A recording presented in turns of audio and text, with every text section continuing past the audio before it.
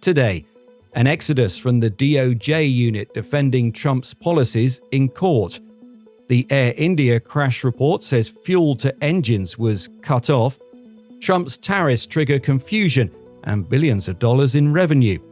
And soccer's glittering dry run for next year's World Cup concludes.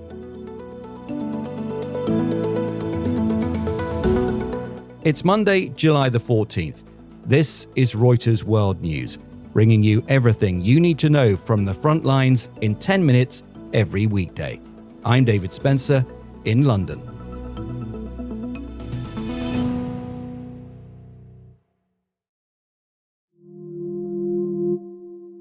We start today in the DOJ, and the Justice Department unit in charge of defending President Trump's policies in court has lost nearly 2/3 of its staff. That's according to a list seen by Reuters.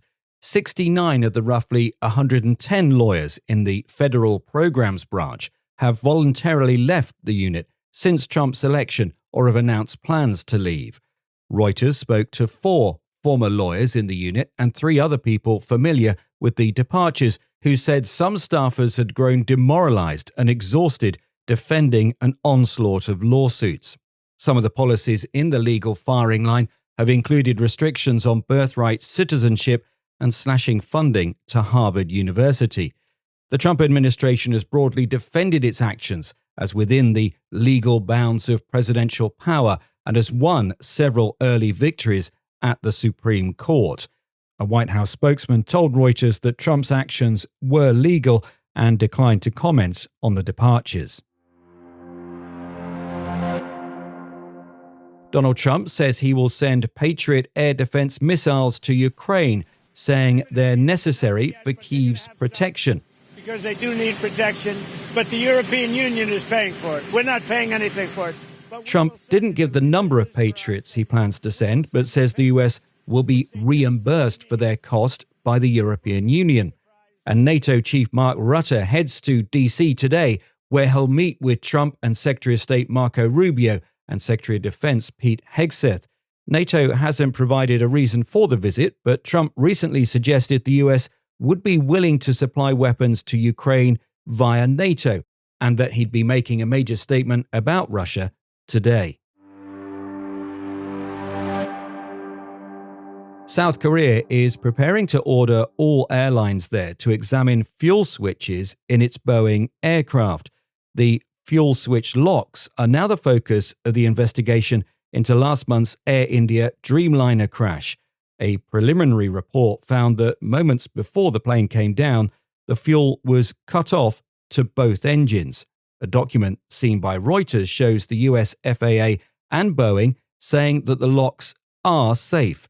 Abhijit Ganapavaram is in New Delhi and following this story.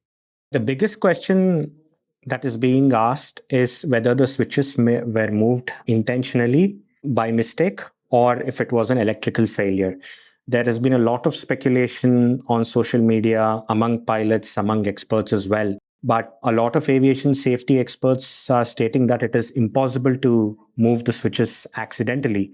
And no pilot in his right mind would move the switches deliberately, because at such a crucial stage of the flight when the plane is just taking off, if the fuel supply to the engines is cut off, it would be very, very hard to recover from there. How long will it take to fully understand what happened then? So the report has pointed to the movement of engine switches and said that is likely what led to the loss of thrust. Now, there are no other plausible theories that have come out from the report. We'll have to wait for the final investigation to see what actually led to the crash. President Trump is threatening to impose a 30% tariff on imports from Mexico and the European Union. The EU says it will extend its suspension of countermeasures to those US tariffs until early August and push for a deal. It's another escalation in a trade war that is angering US allies and rattling investors. But it's also bringing in much-needed revenue for the US government, more than $27 billion in June alone. Our economics reporter David Lauder is digging into what all this means for the US economy. there's more money coming in. It's roughly about 4 times the $7 billion that we saw a year prior. So, it's a significant increase in terms of the grand scheme of revenues. This is still a fairly small component, but it's grown, from like 2% of revenue historically to about 5% of revenue. And economists think it can grow further. At $30 billion a month, that translates to $360 billion a year. Over 10 years, that's $3.5 to $4 trillion. That's kind of the territory of what the one big beautiful bill cost in terms of increasing the deficit for all those tax cuts. And this is really the Republican argument for those tariffs, because it helps to compensate for the added costs of that bill.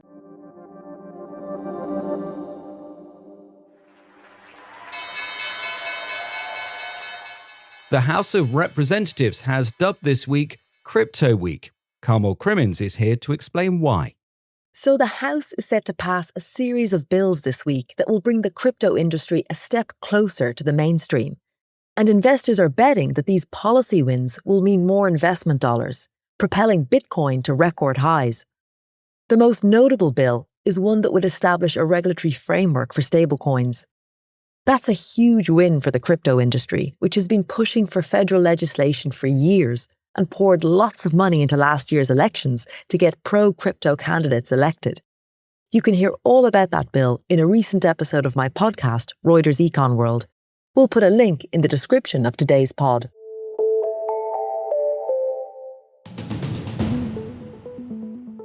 In Gaza, at least 8 Palestinians, most of them children, have been killed as they collected water. The Israeli military says the missile had intended to hit a militant, but that a malfunction caused it to fall dozens of meters from the target. And Yannick Sinner says it's the realization of a dream after becoming the first Italian Wimbledon singles men's champion. He beat defending champion Carlos Alcaraz 5 weeks after losing to him in the longest French Open final ever.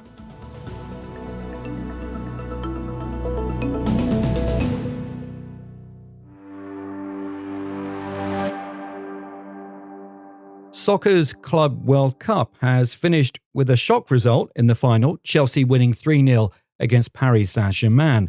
Donald Trump was on stage to lift the trophy with the Chelsea players, surprising some of them by staying for the initial celebrations. The final took place at New Jersey's MetLife Stadium, concluding a tournament seen as a dry run for next year's Soccer World Cup. That will be co-hosted by the US as well as Mexico and Canada. To find out what FIFA has learned from this tournament, let's chat to Fernando Callas, who's been covering the games. Fernando, how did it all go? I think it was like a glittering dress rehearsal to the tournament.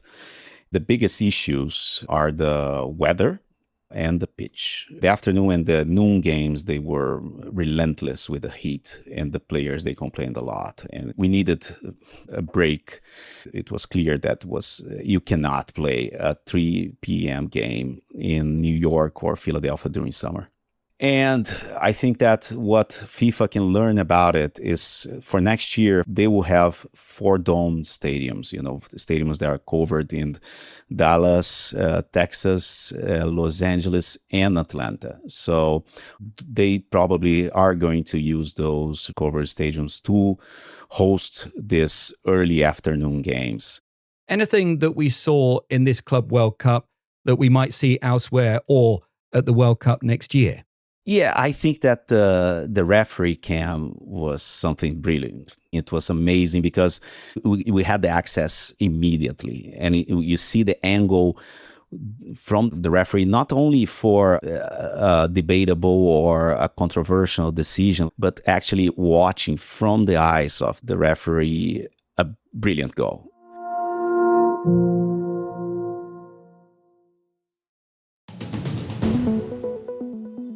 And for today's recommended read, Italy's abortion taboos. On the island of Sicily, more than 80% of gynecologists refused to perform abortions, despite the fact that the procedure has been a legal right for Italian women for almost half a century. The local government in Sicily recently passed a law in a secret ballot requiring all public hospitals to create dedicated abortion wards and hire staff willing to provide the service. We'll drop a link to that story in the pod description. For more on any of the stories from today, check out Reuters.com or the Reuters app. Don't forget to follow us on your favorite podcast player. We'll be back tomorrow with our daily headline show.